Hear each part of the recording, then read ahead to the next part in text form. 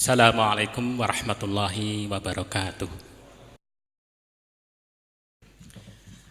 Alhamdulillahilladzi arsala rasulahu bil huda wa dinil haqq liyudhhirahu 'ala dini kullih wa kafa billahi syahida. Asyhadu an la ilaha illallah wahdahu la syarikalah wa asyhadu anna Muhammadan abduhu wa rasuluh. Allahumma sholli ala Muhammad wa ala alihi wa sahbihi ajmain. Ya ayyuhal muslimun ittaqullaha haqqa tuqatih wa la tamutunna illa wa antum muslimun. Jamaah rahimakumullah, alhamdulillah, mari kita panjatkan puji syukur kita kepada Allah Subhanahu wa taala yang telah menganugerahkan begitu banyak nikmat kepada kita semuanya, khususnya dengan telah berusianya 71 tahun proklamasi kemerdekaan negara kita, yang para pendahulu kita itu sadar betul dengan perjuangan fisik yang demikian hebat, dengan strategi yang disusun demikian lengkap, dan dengan semangat yang tinggi, tanpa ridha Allah, tanpa izin dari Allah Subhanahu wa taala, itu adalah masih mungkin kemerdekaan itu tidak bisa kita gapai. Pada kenyataannya kita telah merdeka dan telah berusia cukup lanjut dari sisi usia manusia.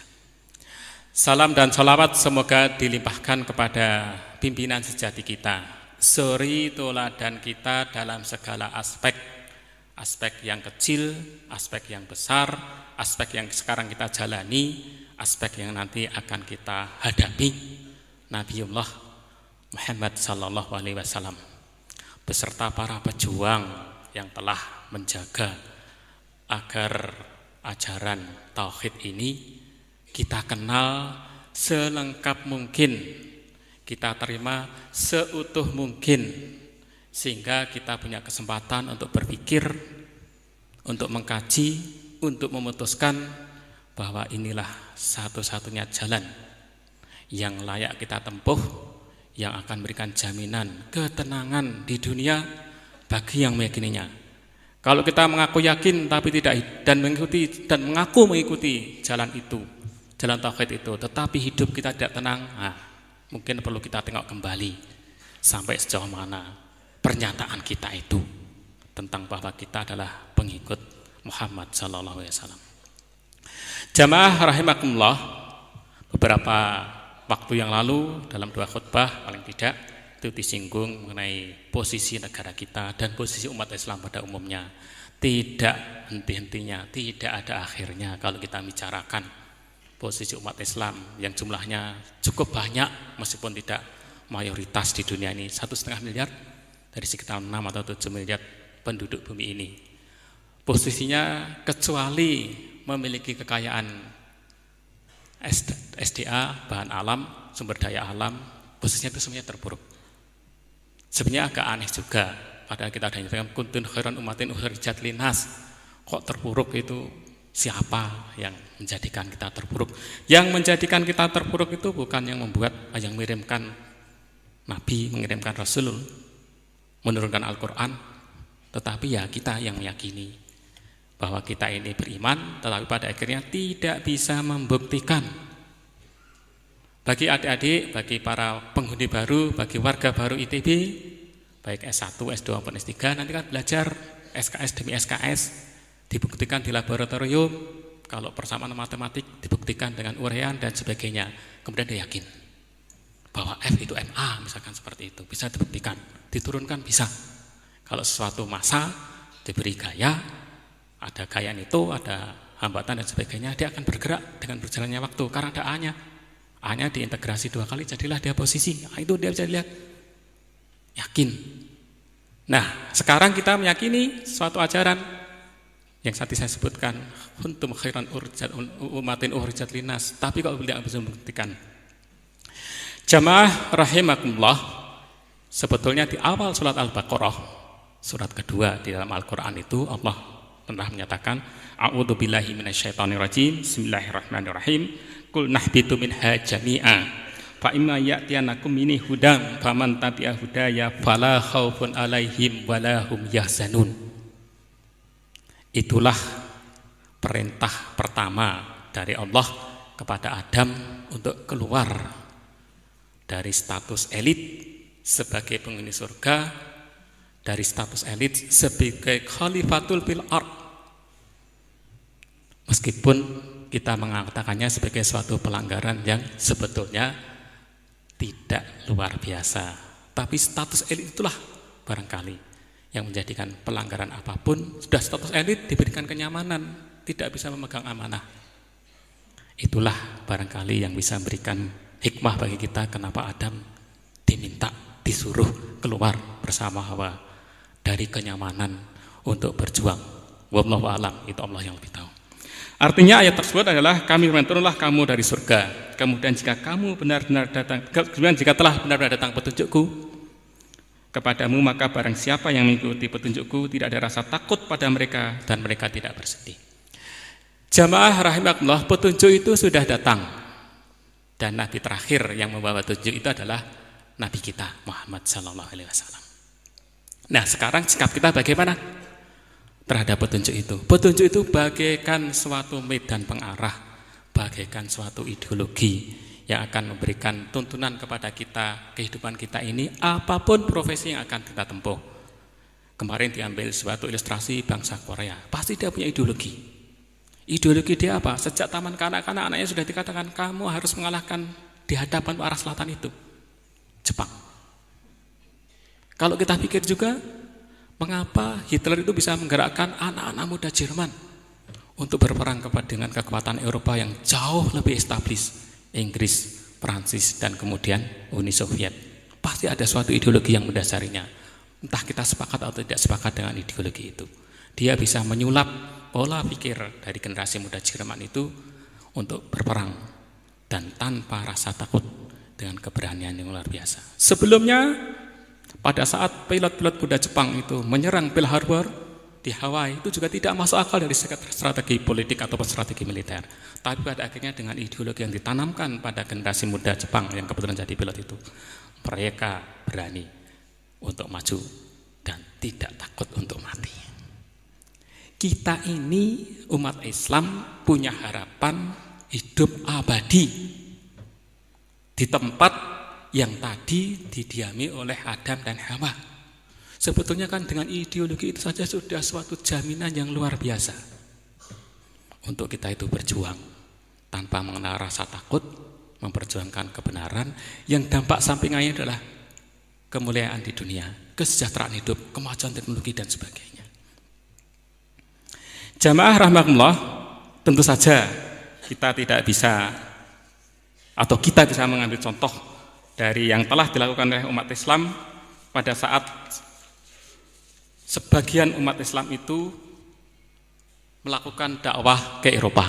Semua pasti kenal, yaitu Ziyad atau Tariq bin Ziyad, yang kemudian dari Tariq itulah daerah tersebut dikenalkan sebagai Gibraltar. Orang pada tahu, Gibraltar itu bukan kata-kata mereka, bukan istilah yang ada di ensiklopedia mereka. Itu adalah Tariq bin Ziyad. Pada saat dia menyeberangi selat Iberia itu, Iberia itu semenanjung yang melibatkan Spanyol dan Portugal.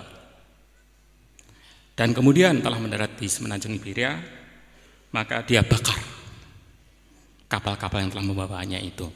Dan kemudian dia katakan kepada pasukannya, ayuhan nas, tidak ada jalan untuk melarikan diri.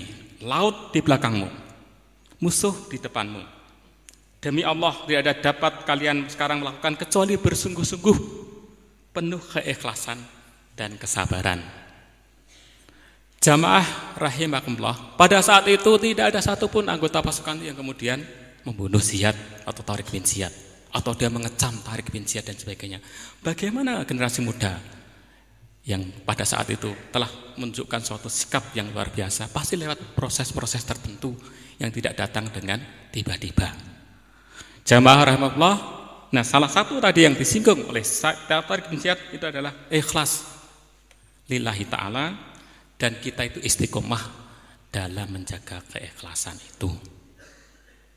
Jamaah rahmatullah, khususnya pada warga baru ITB, moga-moga niat untuk berada di kampus ini tetap dijaga. Rasulullah berpesan kepada kita semuanya, suatu yang hadis yang sangat populer, innamal a'malu binniat fa innama likulli imri'in ma nawa. Segala sesuatu itu tergantung dari niatnya. Dan seseorang itu akan memperoleh apa yang diniatkannya. Kalau yang diniatkan itu hanya mendapatkan cum laude, dia kerja di perusahaan yang memberikan gaji yang besar dan sebagainya. Tetapi sebagai seorang yang meyakini bahwa kita tadi suatu saat atau kita nanti suatu saat akan kembali ke tempat yang semula didiami oleh Adam dan Hawa, tentu saja itu sangat rugi kalau niat kita itu hanyalah semata-mata untuk mendapatkan kehidupan yang nyaman di dunia ini. Jamaah rahimakumullah. Nah, dengan demikian 1,5 miliar umat manusia ini, umat Islam ini, tentunya sudah ditakdirkan Allah, tinggal kita mau merasakan atau enggak sebagai khairan umatin ukhrijat linas dalam aspek-aspek yang sebetulnya dianggap sebagai suatu aspek kekuatan bagi interaksi antara anggota masyarakat di dunia ini. Nah, dengan demikian salah satu yang bisa kita petik dari ajaran Luqmanul Hakim yaitu di surat 31, walaqad atana Luqmana hikmata 'anil kusrillah wa may yashkur fa innama yashkuru li nafsihi wa man kafara fa innallaha ghaniyyun hamid. Itulah dasar pertama untuk menghasilkan generasi yang tadi dibawa oleh Tariq bin Ziyad. Jadi kita atau umat Islam, pendasar pendidikan pertama bagi generasi muda Islam itu adalah dia menjaga ketauhidannya. Kalau dia sudah mengucapkan syahadat, dia menjaga syahadatnya. Itulah pesan dari Luqmanul Hakim. Luqmanul Hakim itu konon bukan seorang nabi, tetapi dia namanya diabadikan di dalam kitab yang tidak ada duanya di dunia, yaitu kitab suci Al-Quranul Karim. Pasti punya suatu bobot tertentu. Allah Subhanahu wa Ta'ala itu mencantumkan nasihat dari makhluk ciptaannya kepada generasi muda penerusnya. Pertama tadi, jangan mensyarikatkan Allah. Nah, kalau sekarang kita kaji, kalau seseorang itu hanya berilah kepada Allah, dia hanya mementingkan sesuatu hanya Allah semata-mata, yang implementasikan adalah melaksanakan segala yang diperintahkannya dan menjauhi segala yang dilarangnya, maka tidak mungkin sebetulnya dia itu melakukan suatu tindakan yang tidak diperbolehkan oleh Allah Subhanahu wa Ta'ala. Tidak mungkin kalau seorang mahasiswa itu dia melakukan suatu kecurangan dan tidak datang tapi titip absen kepada temannya. Tidak mungkin seorang mahasiswa itu pada saat ujian dia akan menyontek dan sebagainya. Nah, kalau itu saja aspek itu saja. Jadi di ITB untuk generasi yang untuk mahasiswa untuk tahun ini misalkan UTS tahun ini tidak perlu ada pengawas dan kami berjanji bersumpah bahkan tidak ada satupun yang menyontek. Itu sudah dampaknya sangat luar biasa untuk generasi muda Indonesia yang notabene sebagian besar itu Islam. Mari kita coba. Bukan sesuatu yang mustahil karena tadi Tariq bin Ziyad sudah bisa membuktikan bahwa generasi yang di bawahnya yang sudah demikian lelah, bukan dengan high speed ferry itu, tapi pakai kapal yang dengan kecepatan biasa, lelah mereka mendayung dari Maroko ke Iberia itu. Toh pada akhirnya dia sami'na wa ata'na. Padahal kita mau mencoba satu saja dari implementasi pesan dari Luqmanul Hakim kepada anaknya itu, jangan mensyarikatkan Allah. Ilah itu hanya Allah, ilah itu bukan kelulusan, ilah itu bukan absensi dari kehadiran yang lebih dari 79%, 80%. Ilah itu bukan suatu harus menyerahkan tugas pendahuluan, praktikum dan sebagainya dan sebagainya. Sesuatu sederhana bisa kita coba dan mari nanti kita buktikan dampaknya. Aku qouli hada astaghfirullahu li wa lakum.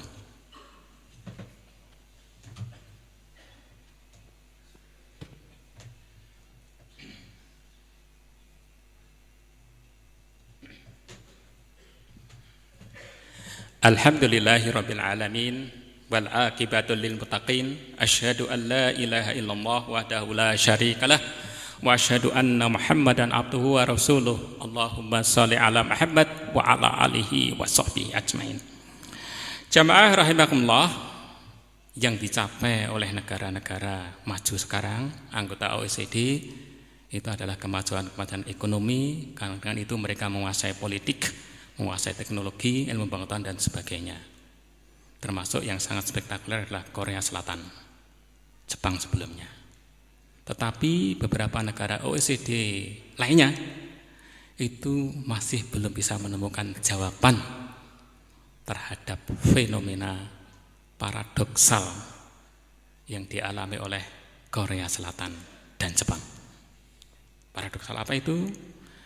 Jadi di WHO itu secara reguler mengeluarkan suatu data mengenai suicide rate in the world. Jadi angka bunuh diri di dunia. Dan Korea Selatan dan Jepang itu masuk dalam 10 besar negara di dunia dengan tingkat membunuh dirinya sendiri tinggi. Aneh. Negara yang sejahtera tetapi gampang putus asa. Dan kalau kita lihat negara-negara Islam yang secara ekonomi tidak terlalu maju, itu angka putus asa yang diakhiri dengan bunuh diri itu tidak terlalu signifikan. Itu juga memberikan suatu ketertarikan bagi orang-orang WHO, apa yang menjadikan mereka itu tidak mudah putus asa. Dan itu adalah modal bagi kita semua. Kita itu bangsa atau umat Islam itu umat yang optimis. Kalau toh sekarang nggak dapat, akhirat kita dapat. Itu harus kita pegang. Jadi kita bekerja mati-matian, kalau toh pada akhirnya gajinya rendah, akhirat kita dapat. Kalau kita bekerja mati-matian, hidupnya gitu-gitu aja, akhirat kita dapat. Itu barangkali jawaban. Tetapi kan orang-orang WHO kan yang muslimnya kan jarang, mungkin itu nggak jadikan atau tidak masuk di dalam benaknya. Kita harus meyakinkan seperti itu. Itu sudah ada fakta, bisa dilihat di internet bagaimana suicide rate negara-negara muslim itu relatif rendah. Bahkan Saudi itu rendah sekali. Kita termasuk rendah. Jamaah rahimahullah, nah dengan berpikiran positif, optimis, ya kita harus optimis karena toh pada akhirnya kalau kehidupan yang sementara ini 70 tahun lah barangkali di dunia, 80 tahun barangkali kalau kemajuan ekonomi kita pada akhirnya menopang kesejahteraan, enggak lebih. Itu pada akhirnya toh kita punya harapan yang khalidina fiha abada. Marilah kita tundukkan pikiran dan hati kita bermunajat kepada Allah Subhanahu wa taala agar kita selalu dijaga di jalan yang diridhoinya, agar kita selalu dijaga terhadap tingkah laku kita, terhadap amal kita itu adalah semata-mata untuk mencari keridhaan Allah Subhanahu wa taala. Allahumma shalli ala Muhammad wa ala alihi wa sahbihi ajmain. Rabbana hab lana min azwajina wa dzurriyyatina qurrata a'yun waj'alna lil muttaqina imama. Rabbana la tuzigh qulubana ba'da idh hadaitana wa hab lana min ladunka rahmah innaka antal wahhab.